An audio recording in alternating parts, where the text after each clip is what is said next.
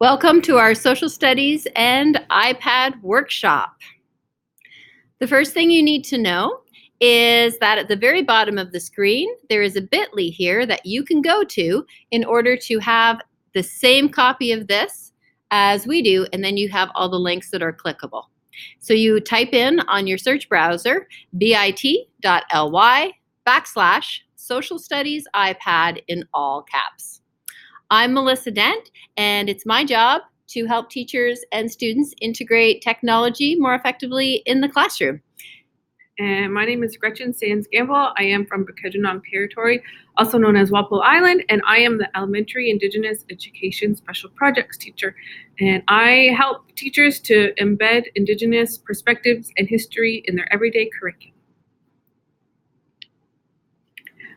So the first thing I want to say is that since this is new learning for some people, sometimes the conversations can be a little bit uncomfortable or difficult. And we just need to remember that if we just keep doing everything the same way that we've always done it, there's not going to be any change. And we do know as teachers that students learn best when they're being challenged. And so some of these conversations might be a little challenging or difficult, but just know that we are bringing forth the change that needs to happen. Okay, so I just want to highlight the Truth and Reconciliation calls to action. So there were 94 calls to action that were implemented by the Truth and Reconciliation Commission, and there are quite a few that talk about education. So one thing that I want to focus on right now is call to action number 63.3. So as teachers, we are called upon to build student capacity for intercultural understanding, empathy, and mutual respect. And by including Indigenous perspectives and history in our classrooms, we are helping students to build this capacity. So today, we're trying to use the iPad to bring a whole new level of engagement to student and world interactions. We're going to show you where you can go and the different ways that you can interact with the past and with the present. You can bring history alive, and you can also travel around the world virtually and help your students to discover, to create, and to share their understanding. Okay. So as teachers, we are here to teach history and to share Indigenous perspectives. There are some aspects of Indigenous culture that are taught and are very sacred teachings, and so that kind of a teaching we are asking teachers to invite Indigenous community members into their classroom. So as teachers, we are to teach the history and to share Indigenous perspectives. And this quote is by a poet named Rita Joe. She says, "Her greatest wish is that there will be more writing from my people and that our children will read it. I have said again and again that our history would be different if it had been expressed by us." So that's just speaking to how we as teachers need to be sharing the perspectives of Indigenous people in our classrooms and giving space and time for voices to be shared that maybe have not been shared in the past in the classroom. And this is just some more information on Rita Joe and the Truth and Reconciliation Commission's report. So Rita Joe attended a residential school out east, and there's just some information there about that school as well. So if you click on these links here, it'll take you to a video story here, and I try to tell you how long each of the videos are ahead of time in case you want to use it in your classroom. So to start off with some information for your social studies class, we thought we would include some information about the water walkers. So this here is a really great local connection, and this is about the water walkers when they came to Walpole Island. So in the middle of the picture there is Josephine Mandamin, and she is a woman from Quemacong, and she walked around the Great Lakes and the St. Lawrence River to bring attention to the fact that we need to take care of our water. And 2 years ago, she and some other people walked to Walpole Island, and this link here is a news report from the Detroit News about when they came here. So if you want to pause the video here and go and watch that report, I think it's a very moving account. And what I particularly like about it is the fact that it's a local connection. And I know that as a student, I was always really excited when it was something that had happened right in my own community. So this is Paula. How do I say her last name? Tutman. This is where she's the one who did the reporting, I believe. This is her Facebook page. This is a link to the Mother Earth Waterwalker.com, which is the website that talks about it. And it also has a link to the song, which I think is an amazing song to listen to in the classroom, which has basically it's a lullaby almost, thanking the water for what it can do. And it also has the translation, so if your kids wanted to try to learn how to sing it, they could do that. Okay, so here are some more resources about the water walkers. So the Mother Earth Water Walk website has information about all the walks that Josephine and her friends went on, and it has maps on there, so you can look at those maps. You can have your students map out the walks that they have done themselves. The CBC Unreserved link here has a podcast about the water walkers and some more information. The HyperDocks 2017 Water Walk has a good video on there. And I think that it's a good representation of things that students can do too if they are interested in creating videos. And this last link here, the Junior Water Walkers, is a really cool one. There's a teacher in Thunder Bay who has started this initiative where he's inviting schools from all over Canada to join the Water Walkers and to show where they are on the map and to pledge to take care of the water. And in May, he's planning a walk so that schools from all over Canada join at the same time to take a walk to the water and to take care of the water. And here is a video about the Junior Water Walkers. So this would be a good time to pause our video and watch this video here. I think this video is about 4 minutes long, and it's really good to show what you can do in the classroom with your students.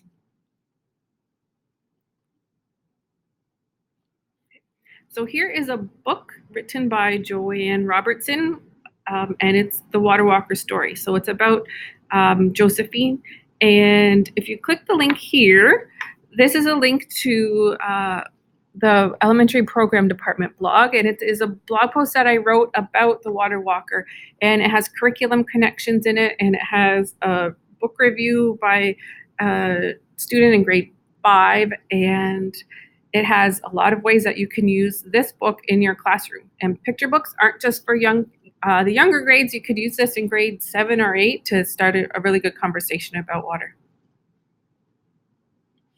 So you'll notice that the Thunder Bay teacher, if you went and watched that video, Blue Gold, Our Lakes, Our Lives, created the Google Voyager story. These only work on iPad, just so you know. You download Google Earth and you can go in and click on Google Voyager, or you can also just type in any of these. And these are 4 that I pulled out for you that are specific to our social studies curriculum. But I wanted you to be aware that as a teacher, you can also create your own Google Voyager stories to use with your students and also to share out to the world. If anybody's interested in doing that, I would love to do it with them. Google has all kinds of amazing things. So there's Google Expeditions, which is another app that you can download so that you can take your kids to all over the world, like literally just about any location that you can think of is available on Google Expeditions. And if you click on here, this should give you a link to all of the Google Expeditions that are available.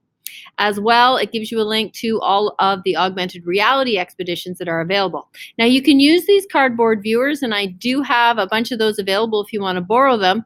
But the issue with those is you need to have a phone to put in them. So if you happen to be in a school where the kids have a lot of phones, you can do it. They work particularly well in a high school setting. But all of this stuff works on the iPad as well. You don't have to have anything fancy to do it. And if you're interested in learning more about the different things you can do with Google, you can click on this link and it will take you to teacher training that you can do with Google.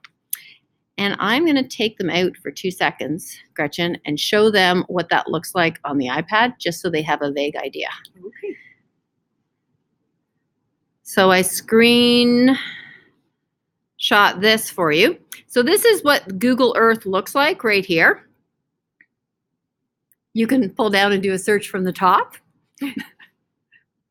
So when you go into Google Earth, you can just go into the search button here. You can type in any location in the world. I picked John McGregor Secondary School. And if you go down, you will see there's a blue line all around once you hit on Street View, which is this little guy here. And that is basically the Google Earth camera. But you see that little blue dot right there in the center? That's just one that I uploaded with the 360 camera, which shows you what it looks like in the library in John McGregor School, where Jennifer McQuaid, the art teacher, put together a red dress project with the students. So when I just blurred out any students that were there, so you can also interact with the world with your students. If you're interested in borrowing the 360 camera and uploading some local content, let me know. I would be more than happy to lend it out to you and to show you how to use it. So here is some more information that you can use in your classroom. This story here from the ETFO Voice magazine is about Autumn Peltier. She is a young woman who is a water warrior, and she tries to educate people about the importance of taking care of the water. And this is a really good interview, and I think it's a good thing to show the kids too, because it was an interview over Skype, so you could introduce this idea to your students about interviewing people over Skype and recording them or making them into a video that way, or on a website. And this one here is to remind me. That's to the CBC News interview. So it's a video that you can watch where they talk to Autumn. They talk about her journey. And one of the things that I thought the kids could really connect to there, I mean, besides the fact that she's taking social action and change, is she talks a little bit about bullying in there and some of the things that she's experienced in the different areas. And I think that's an important topic to bring up with kids when they're trying to stand up and do what is right in the world, and what it looks like and what it feels like and how do you work that out. So using video in the classroom. I love using Clips. Think it's like the best app ever, as well as iMovie if you want to get into something a little bit deeper. But Clips is simple. It is easy to use. Your kids can create all kinds of short videos to show their understanding of different things that you've done in the classroom. If you're interested, this is a tutorial that I did for Intro to Clips. It is a Google slide. You can take it, copy it, use it, change it, do whatever you'd like. If you need any support or help, I'd be more than happy to come into the classroom and help you learn how to do that. And then there is podcasting. Podcasting is a fantastic resource because it's basically oral storytelling, and we're bringing it back into the classroom and having kids learn how to listen, which I think is very important and obviously one of the expectations we look at. So The Secret Life of Canada is a fantastic podcast.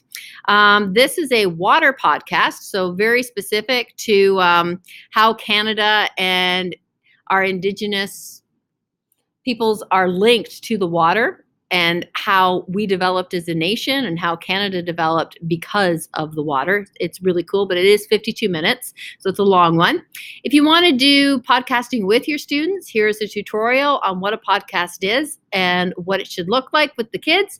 And then I like to do podcasts with GarageBand, and this is a tutorial that shows you, what to open, what buttons to click, and exactly how to do it. And then CBC Unreserved is a really great podcast as well. And just recently, there was an episode about Indigenous education, and Rosanna Deerchild, the host, spoke to a lot of different people who are in education in Canada, and some of the challenges that people are finding when embedding Indigenous education into the classroom, and successes as well. And it was a really great podcast to listen to. And I think for teachers' own learning, it would be a really good podcast to listen to. And this is a guy that Gretchen introduced me to on Twitter. And when I went, he had all kinds of really cool things. Mm-hmm. He's got a lot of really old photos of Indigenous people all over Canada, a lot in the north too. So they're very interesting. They'd be really great for a primary source. So I would check Paul's Twitter out. And then we put a link to his interview on CBC as it happens. So when you're doing these things with your students and you're digging in and you're exploring and you're checking out the world and you're learning about history, one of the things that you need to do is figure out what did they learn and what did they get out of it. So there's lots of ways to use the iPad to do that. Here is a choice board that you could give to your students, and they could use any of these things. All of them are free in order to show their understanding. So I tried to link you to each of these, but I can also come in and do tutorials with you if you want, or there's lots online that are available as well. HyperDocks are a fabulous, fabulous thing that I discovered last year. And so this is a link to, actually, I think I have to pull it up, sorry.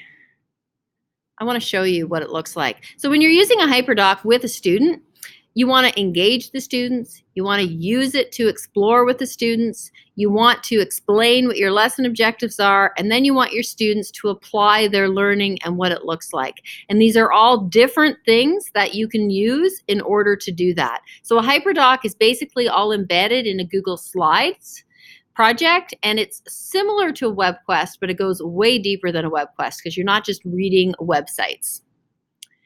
And there are some teachers up north that created a HyperDock. I'm going to show you what that looks like.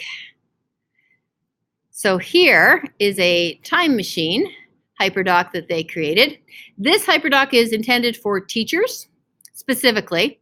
And what they did was they took the grade 7 and 8 curriculum, and if you click on it, it takes you to the overall expectations, and each of the blue links. So if I go into grade 7 and you have to analyze aspects of various groups and communities, including First Nations, Métis, and Inuit communities, if you click on the blue link, it takes you to resources specific to, like, so this is for the Inuit, right? Medicines of Indigenous origin. So each of these, it's like a, I don't know, I want to say a rabbit's hole. Like from Alice in Wonderland, because it takes you deeper and deeper and deeper into all these different things you can do, and how they did it in the classroom. So they had all of the links lined up with all of the expectations. They created QR codes for them. So like us, many of us also have split classrooms. They would take the grade 7 expectations, QR code them. The kids would have to read and watch each of the following things, and then using information to answer the questions in the attached document, they would fill out the graphic organizer. And the grade 8s would do the same thing. And then when they were done, their culminating task was to create an infographic showing their understanding of what it was. When I was doing the research for this presentation and I was talking to Gretchen, one of the things that she said that really hit home with me was just look at the sample questions. Melissa, just look at the sample questions. So I went back to the curriculum and I reread the sample questions, and oh, Gretchen's so smart. So I took all of the curriculum for history and geography and lined it up for you in a Google Sheet so that you can see, okay, this is what my expectation is that I want to do, and then this is the sample question. And then what I'm hoping to do is similar to what the other teachers did, but they've done a lot of it for me in grade 7 and 8 already, is link the sample questions to specific resources. Because it's fantastic that we have these sample questions, but wouldn't it be even better if we could just click on it and it takes us to a resource that we can use in our classroom. And then last year, Val Vallant started this amazing project. Some of you are listening who are in the younger grades, where she took all of the expectations, she loaded them into a Google Doc, and she started to link resources to those expectations. So if you are interested in helping us complete these things, or you have any cool resources, reach out and share them with us, and we will attach them so we can continue to use this. And this is the part where I would like you to pause the presentation and just spend 5 minutes clicking on some of those links, particularly the HyperDock that the teachers in the North made, and see all of the cool things that are out there. Even if you're not a grade 7 and 8 teacher, there's lots of resources that are good for your students to use.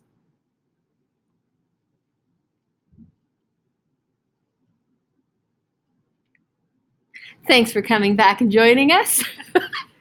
Hopefully you found some cool stuff. Okay, so back in November, I was making some blog posts about treaties and planning some professional development and workshops for teachers around treaties. And I found that in the revised curriculum, treaties are mentioned in every grade in the social studies and history and geography, in every grade from 4 to 8. So there's a lot of information out there about treaties. And so grade 4, the expectations are more about just the idea of treaties and what treaties traditionally were and what they mean. And then up to grade 8, it focuses more on specific treaties and what they mean to those specific areas. So here is a Canada's History Minute about treaties and the historic and traditional meaning of treaties. So this is something that you could show to your class, and you can watch this right now, and then after you can ask yourself, or you could ask your class, knowing now that treaties were about land sharing and helping one another, how has your understanding of Canada's history and present changed? So one of the cool things about Canada's History Minute is when they first came out, I used to use them in the classroom and the kids would go, oh yeah, I've seen that. Yeah, I remember that. Gretchen and I were talking, and our kids, a lot of them have not seen these history minutes because they're watching Netflix and YouTube. They're not actually watching TV anymore. So we do have a link to all of the history minutes in, I think we put that in later, but I put a link to all of the Canada History Minutes, and there's lots and lots of them. And okay, so this treaty kit is available in every school. And if it's not, let us know, because it's supposed to be. Or maybe different parts, hidden. Or maybe different parts are spread around the school, but every school received one of these treaty kits, I believe, 2 years ago. And there's some hands-on learning in there, and there's videos and a book, and it's a really good resource for teachers. Also, on our program department, I have a few blog posts about treaties with lots of resources, different maps and videos and things that you can use in your classroom, and with recommendations of how to use them in your classroom. And this article here is from, I believe, the Canadian Encyclopedia website, and it's a really good article about treaties, and it's really for your own learning. It's written for adults, really like at an adult reading level. But it's a really good resource for your own learning. Don't be afraid to take that kid out on weeks that are not necessarily treaty awareness weeks. Yes, that's right. So here's another way to bring some treaty education into your classroom. This video here is posted on the program department blog, and so I created this video to talk about the importance of the land acknowledgement and why we say it in our schools every day. And I really feel that talking about the land acknowledgement and why we say it with the students is a great way to start the conversation about treaties. Think about how you've talked about it in your classroom, or maybe you haven't talked about it yet with your kids, but it's a good time to start talking about the land acknowledgement. So after you show the video to the kids, or one of the maps from the program department blog, you can use those to guide an inquiry. So, this is a great app that you can use, or website, sorry, that you can use as well with your students. I put the QR code up there for you so that you can scan it with your camera on your iPad, and it'll take you directly there. We often,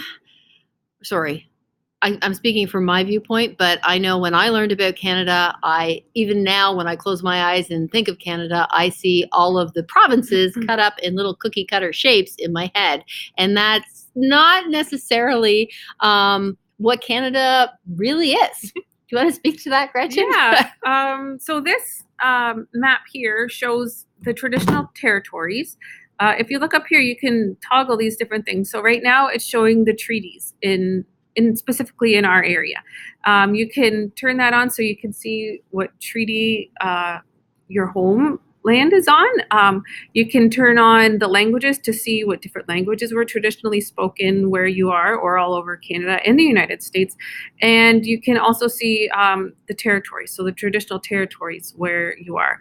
And it's really interesting because this map doesn't show like the provincial boundaries, or even the boundary between Canada and the United States. So it's a really interesting map to show your students. And you could just show them a picture like this, or even the whole map of Canada, and say, what do you notice about this map? What's different about this map than what you're used to seeing? And there's a really good podcast on CBC Unreserved. They recently had an episode about mapping, and it was called Redrawing the Lines, and it talks a lot about these types of maps and what they mean to Indigenous people. I highly recommend it. Okay, when we're done this, I'll go back and link that into this slide. Okay. Heritage Minutes. So Gretchen has pulled out 4 Heritage Minutes that are specific to our curriculum, but I've also put a link directly to the Heritage Minutes. There are tons and tons and tons of them that you can use, and the great thing is they're only a minute long. They're also a great thing to have the kids create themselves, right? Yeah. Using clips, right? Yep. Okay. So it's important to use primary sources when you're talking about history and geography and social studies. And that just allows you to share the Indigenous perspective again with these primary sources. So where are the children? Here, this is a link to the website, is a really great resource, and it's a website, but it's also an app that you can download on your iPads or your phone or whatever. And it has a timeline about residential schools, and it has photographs of students and of the schools themselves. It has survivor stories, and it has videos on it.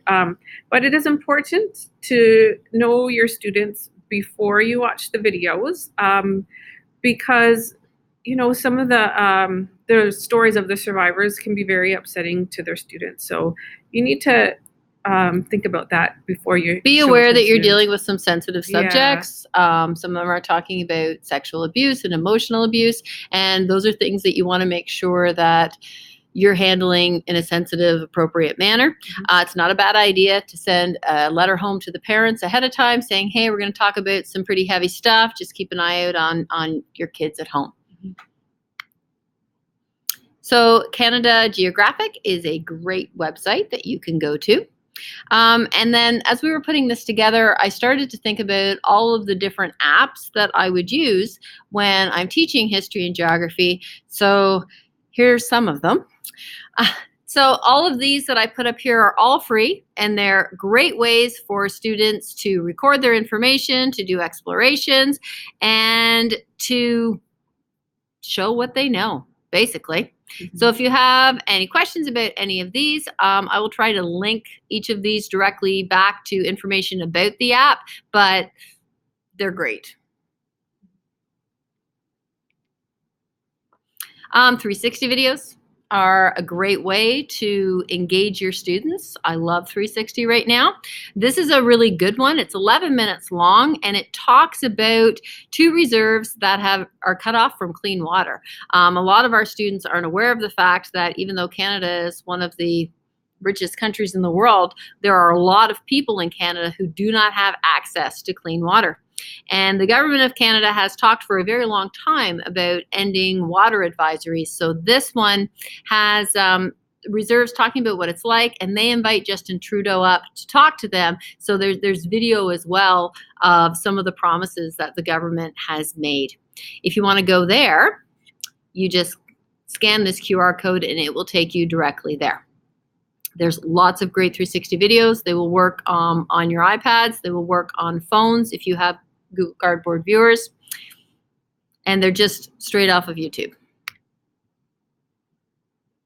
There's lots of ways to connect VR and 360 to the classroom. Nearpod is another app that I use a lot, particularly in geography. It doesn't have a lot of Canadian history content on there, although you can use it and create your own content very easily. What I love about Nearpod, it's a great way to assess the students very quickly, just to sort of see where they're at, not to get like a culminating mark or anything. Because you can do multiple choice and all of those sorts of things, or draw your understanding. And the best thing about it is I don't have to remember who did what. It marks it all for you, obviously, but it emails you the results so that you can see, oh yeah, Johnny totally does not get this concept. Maybe I should revisit that with him. And then I just wanted to do another plug for Google Earth because it's amazing. I traveled to warm places all of this week. When you are done your lessons, it's important to reflect upon them. So I built this QR code reflection block that can be printed out and made into like a little paper block, and the kids can roll it if they want, or you can just post QR codes in your classroom. I think one of the things that I struggled with as a teacher is I would say, okay, reflect on that. And then they would give me one sentence answers. And often they weren't thinking with metacognition, and they weren't really going very deeply into their own thinking, which is what I really needed in order to assess it. So we put together, with the help of Matt Sanders, some different Google Forms with lots of questions. If you click on these links, it will force copy it so that when your students use the links, the information will go directly to you and you will get that information. And then the green one down there is just a cool one that I found as I was building this, where it's a digital whiteboard where you can draw directly on your phone and iPad and then send it to your teacher. And this idea here came directly from Tony Vincent, and there's a link to his stuff because he has really cool stuff. So the directions are here for you with links to each of these forms. And then if we were in an actual room, I would make you fill this out right now. And you're welcome to anyway, because we always take the feedback that you give us and try to change things up and make it better for you. One of the things we're really interested in is when, or if you watch this, when are you doing it? What would be a good time to give a live webcast? Is it better if we went, like, is it good at 4 o'clock? Is it better at 7:30? Is it great if it's pre-recorded and you can pause it whenever you need to? Let us know what works for you, because we're always looking for ways to get information out to you and great resources that works for you as teachers. So thanks. And you can find us at, we were going to change this. Oh, this is from, more resources, sorry. So we have more Indigenous education resources. And then, of course, this is the Atlas of Canada. This is all available online. And you can also purchase hard copies if you wanted to. It's a great thing to recommend to your librarian. And 25 on inspiring Indigenous people. And then this entire presentation was made with Slides Carnival. Just a little plug. It's a great free presentation thing that you and your students can both use in PowerPoint and in Google Slides. And thanks for being here. Yeah, and thanks for watching. Yeah. So once more, this is us. If you need us. And share the great things that you guys are doing in your classrooms too, because I always like to see on Twitter the things that are happening in our school board, because I know some really great things are happening out there. So miigwech, thank you. Thanks so much for tuning in. Hope to talk to you in person soon. Bye. Bye.